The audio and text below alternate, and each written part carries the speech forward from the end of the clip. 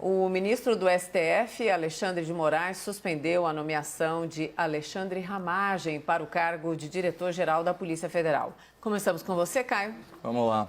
Bom, não é de hoje, que o Supremo Tribunal Federal abandona a sua função primordial de guarda da Constituição para desempenhar um papel político que não lhe cabe, Após extensa apuração da imprensa, verificou-se que o nome indicado para a Diretoria-Geral da Polícia Federal, como disse o presidente nesse vídeo, ele preenchia todos os requisitos necessários para o cargo. Além disso, o indicado a esse posto, ele ainda superava as exigências formais. Então, tinha uma sólida carreira como delegado na instituição, um currículo notável e gozava de excelente reputação perante os seus pares. Mas, aos olhos de uma justiça casuísta e partidarizada, a amizade do presidente Bolsonaro já bastou para desqualificar a nomeação. Então, é mais uma jurisprudência bem criativa para os anais do STF. Agora, é antijurídico ser amigo do presidente.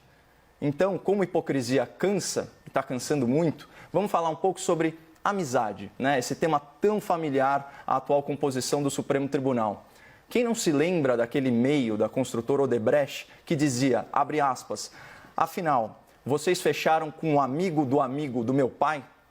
Pois bem, segundo o delator, nessa frase, o pai era um empreiteiro corrupto, o amigo era um ex-presidente corrupto e o outro amigo era um ministro que ocupa hoje a presidência do STF. E ao ver a sua amizade revelada pela imprensa, o suposto amigo do meu pai escalou o ministro Alexandre de Moraes como verdadeiro carrasco da liberdade de expressão para censurar a revista Cruzoé. Se eu trabalhasse naquela construtora, inventando codinomes, como Botafogo, por exemplo, certamente eu atribuiria ao ministro Alexandre a alcunha de amigo do meu pai.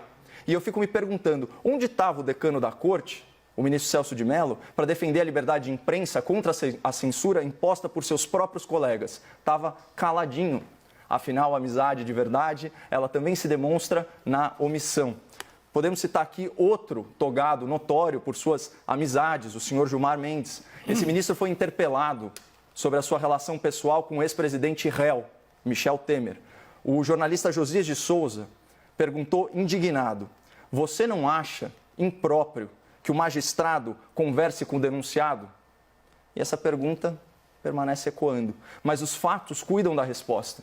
O ministro Gilmar, padrinho de casamento da filha de um acusado por corrupção, se considera acima de qualquer suspeita, até para soltar esse réu da cadeia, o que ele fez repetidas vezes.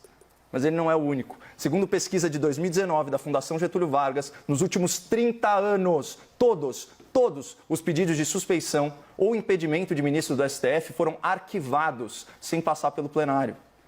Qual o grau de hipocrisia desse mandado de segurança ao declarar contra a lei que o nomeado era suspeito em razão da sua amizade com o presidente da República? E esse é o verdadeiro fator que barrou a nomeação, não as insinuações do ex-ministro da Justiça. Porque se o presidente escolher um nome da esquerda para o cargo, ninguém vai falar nada. Vocês querem a prova? Alguém reclamou da escolha do Dr. André Mendonça, da AGU, para o Ministério da Justiça? É claro que não, porque ele é simpático à esquerda e ao centrão, e vice-versa.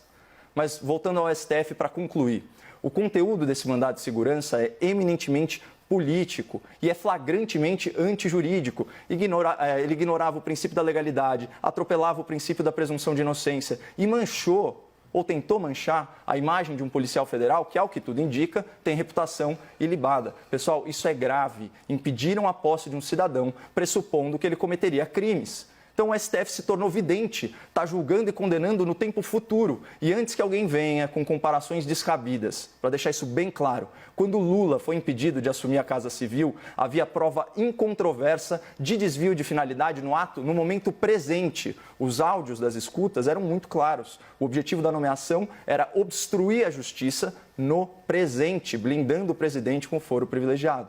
Então, falar que as nomeações do Bolsonaro e da Dilma eram similares não tem cabimento, só por ignorância jurídica ou com muita má-fé política. Augusto.